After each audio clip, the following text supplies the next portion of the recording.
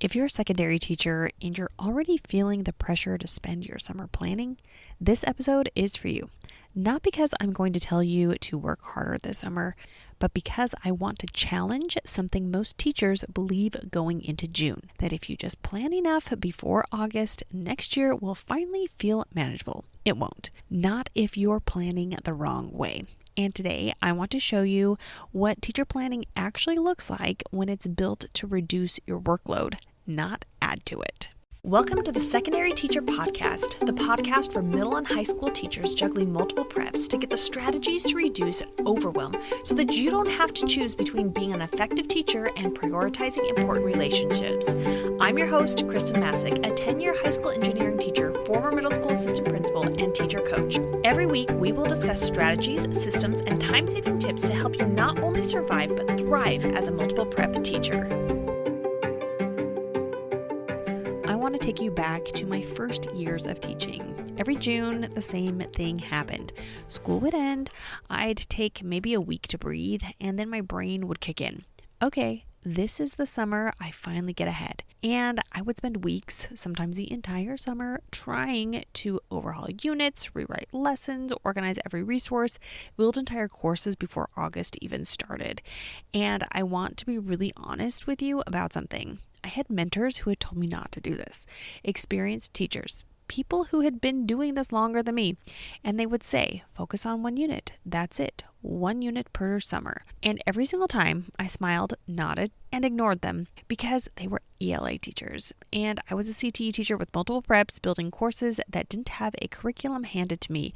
I was convinced their reality was just different from mine, that their advice, while well-meaning, didn't apply to me, so I kept overbuilding for 6 summers. And here's what kept happening every single fall. I'd walk back into my classroom with everything planned, and within a few weeks, I'd realize that half of what I built just didn't work. The pacing was off, activities took longer than I expected, students responded completely differently than I'd planned for, and some of the things I spent the most time on were the first things I abandoned. 6 summers, same cycle. You know what finally changed it? My kids. When we started having babies and I suddenly wanted to spend summer at the splash pad instead of at my desk, that's when I finally decided something had to give. Not a better planning strategy, not a workshop, not a new system.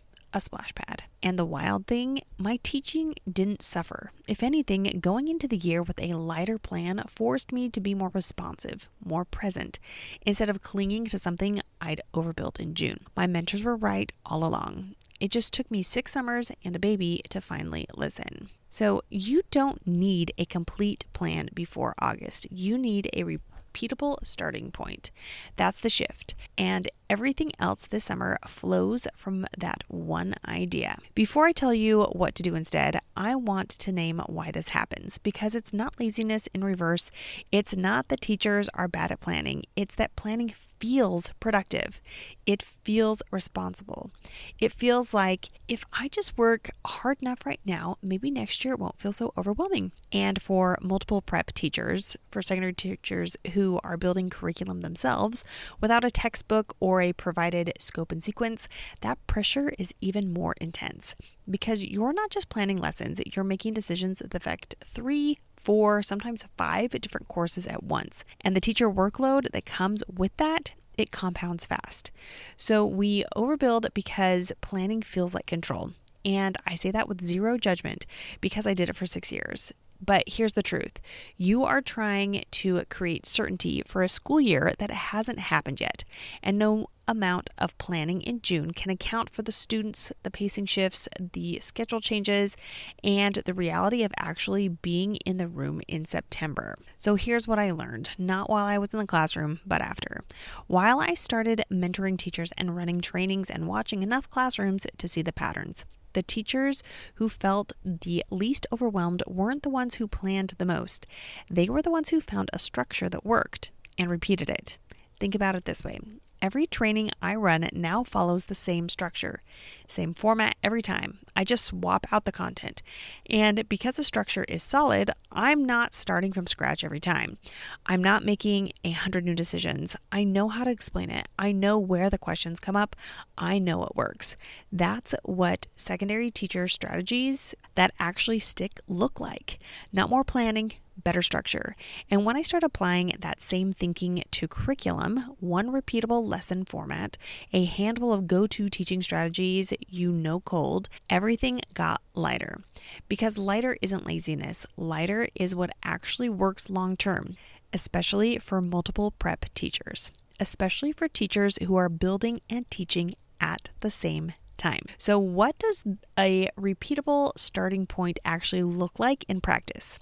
It's 3 things. 1 strong starting unit.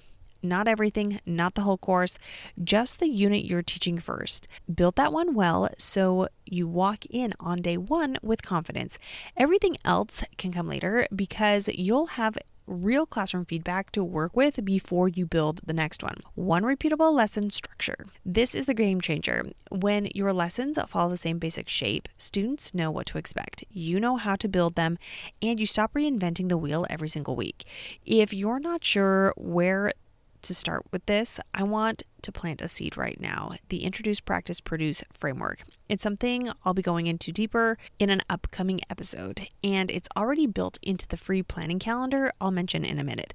But start thinking about it now. What does it look like when you introduce something, give students time to practice it, and then ask them to produce something with it?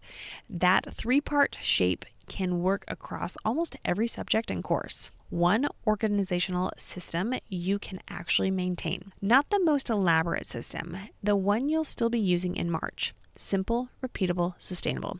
That's it. 1 unit, 1 lesson structure, 1 system. That's your summer goal. Not a complete course, not every slide deck finished, not every assignment built. A starting point you can build from. I also want to say something that doesn't get said enough. Summer isn't always completely off anyway. For a lot of secondary teachers, especially CTE teachers, June looks like workshops, professional development, district trainings, summer conferences. So while yes, technically summer exists, there's also this weird overlap where professional learning, curriculum pressure, and genuine burnout recovery are all competing for the same space. And teacher work-life balance during that stretch isn't just a nice idea. It's something you have to protect intentionally. Because if you spend June and July overbuilding a plan you'll partially abandon by October, you didn't get a summer. You just got a different kind of exhausted. You deserve actual rest. And the good news is you can rest and be prepared. Those 2 things are not opposites.